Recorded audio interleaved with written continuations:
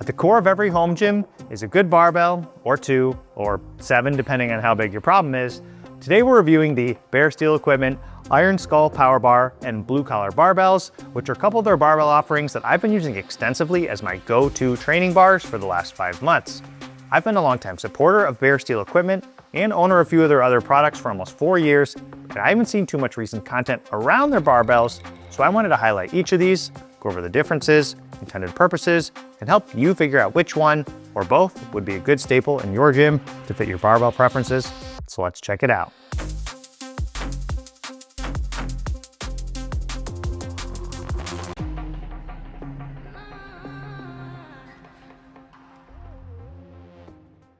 Hey guys, this is Michael with the Jungle Gym Reviews. Today we're reviewing the Bare Steel Equipment Blue Collar Barbell, which is a 28.5 millimeter diameter bar geared towards general use, including powerlifting, CrossFit, and general everyday lifts.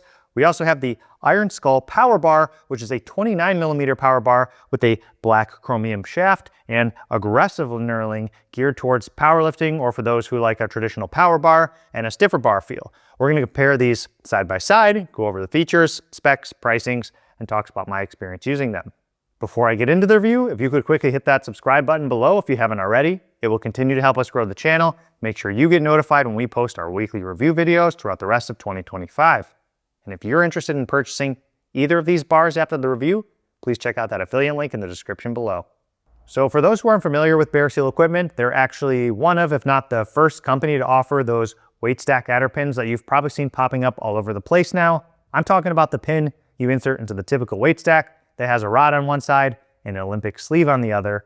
Bare Steel Equipment makes theirs in the USA, has super strong magnets built in so it stays securely inserted into the weight stack, and they have different side rods, and they have different length of Olympic sleeves.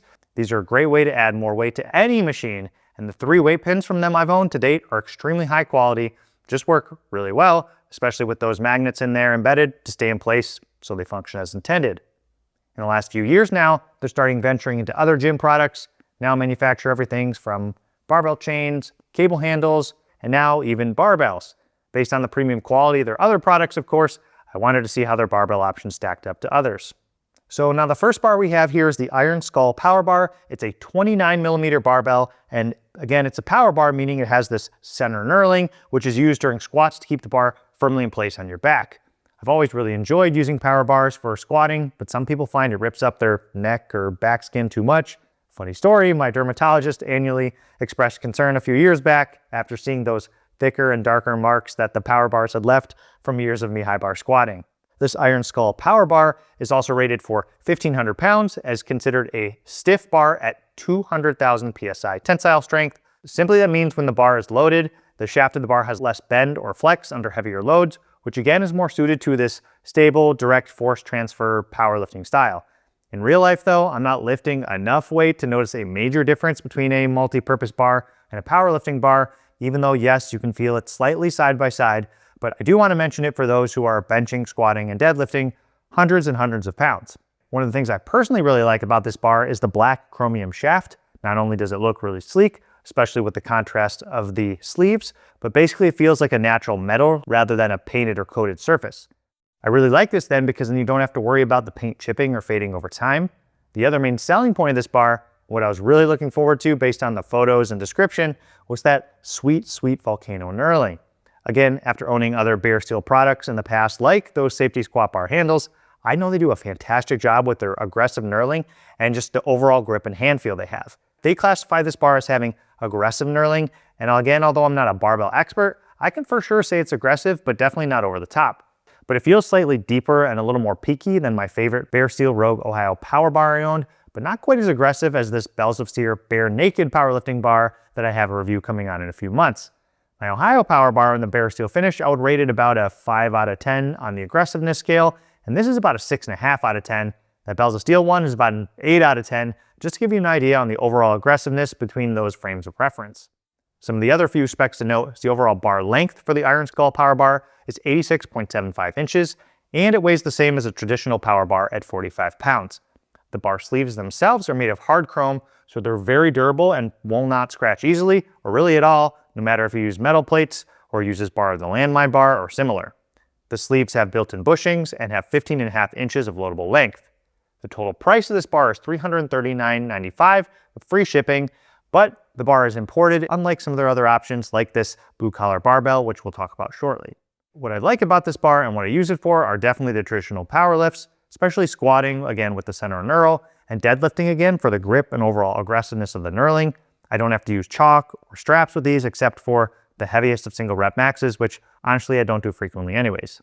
Now, because the bar is stiff, it feels very natural and solid as a multi-use bar for powerlifters or any bodybuilding type movements where you're not moving the bar super fast or dynamically.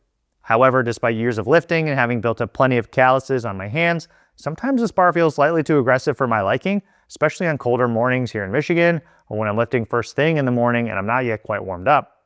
For accessory lifts, things like overhead pressing, curls, etc., I generally prefer to use a less aggressive barbell for those. Otherwise, because after the whole workout, my calluses and hands can tend to be a bit sore. That's not really Bare Steel's fault, that's just my personal preference.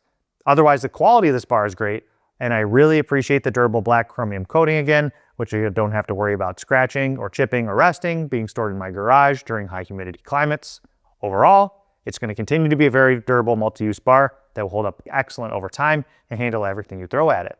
Now, moving to the blue collar barbell, it's a 28.5 millimeter diameter bar, very similar specs to the OG Rogue Ohio bar, which is probably one of the most widely known multi-use barbells designed to work well for things including powerlifting, Olympic lifting, and general everyday use. And so clearly the same goes here for this blue collar bar. It weighs 20 kilograms, again, aligned with the Rogue Ohio bar, and the same 190,000 PSI tensile strength. So it has slightly more whip or flex than the 200,000 PSI Iron Skull power bar, which makes this blue collar bar more friendly and more natural during dynamic movements like during Olympic weightlifting or CrossFit, but I don't personally do those. Both this bar and the Iron Skull power bar have bushings in the sleeves, but this one clearly doesn't have the center knurl and is actually made in the USA with a Cerakote finishing of your choosing. You can choose to do red, blue, and black for the shaft colors, and for the sleeves, you can choose black or chrome. And of course, I had to do the blackout, black on black, to match most of the things in my gym. And the bar itself costs $349.95. One thing I do want to mention is that, just so you know, if you do choose the coated sleeves like I do here over the chrome, they'll probably wear out a little more quickly, especially if your plates don't have a smooth metal insert, because the weight and the surface of the plates literally rubbing on and off those loading sleeves. Now, the listing for this bar says the knurling is moderately aggressive, but I would classify it less than that because it's coated, so the Cerakote makes the knurling feel a little more shallow and more passive than it otherwise would from a raw or bare steel bar. Compared to the bars I mentioned earlier, this one's closer to a 3 out of 10 on my knurling scale, so I would say it's considered more light to moderate. Right now, I use this blue collar bar primarily for accessory movements, the ones I don't like using the Iron Skull power bar for, especially things like barbell rowing, where I prefer a little more passive knurling and just a narrower bar diameter that I can wrap my hands around and grip a little more comfortably. I also use this for all sorts of things from curls to upright rows, sometimes do even use it for squats and deadlifts, and I have no issues with any movements with this bar whatsoever. Again, I don't think I'm really lifting heavy enough for the tensile strength of the bar to be super noticeable, and I definitely am not doing any fast or whipping dynamic movements. If I had to ballpark estimate, I would guess maybe 80% of people in a home gym might be in a similar boat to me where you just need a bar for general all-around work. So this blue collar, a working man's barbell, is a good bar. It gets done what you need. It's made in the USA with a lifetime warranty, and you get some cool color customization options. So overall, while both of these bars have slight differences, both of these bars are good bars and honestly would be a capable upgrade to have in your gym and use as an everyday or multi-purpose barbell for either one. The bearings on both of them don't rotate a ton compared to needle bearings, but they're not supposed to.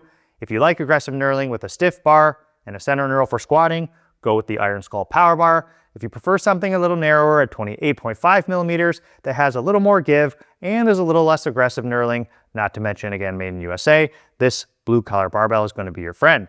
If I had to pick just one for my gym, for the price at about $10 less, I think the Iron Skull power bar has better quality, especially when you see the fit and finish in person. And I think longer term will have the better durability, both again to this black chromium coating and to the fact the sleeves are hard chrome. Plus, I've always liked the feeling of the 29 millimeter bars in general. So guys, that's it for this review of these two Bare Steel Equipment barbells. As always, if you have any questions, please comment down below and I'll be happy to answer or at least try. Thank you for tuning into the Jungle Gym Reviews. We'll see you next time. Take it easy. Peace.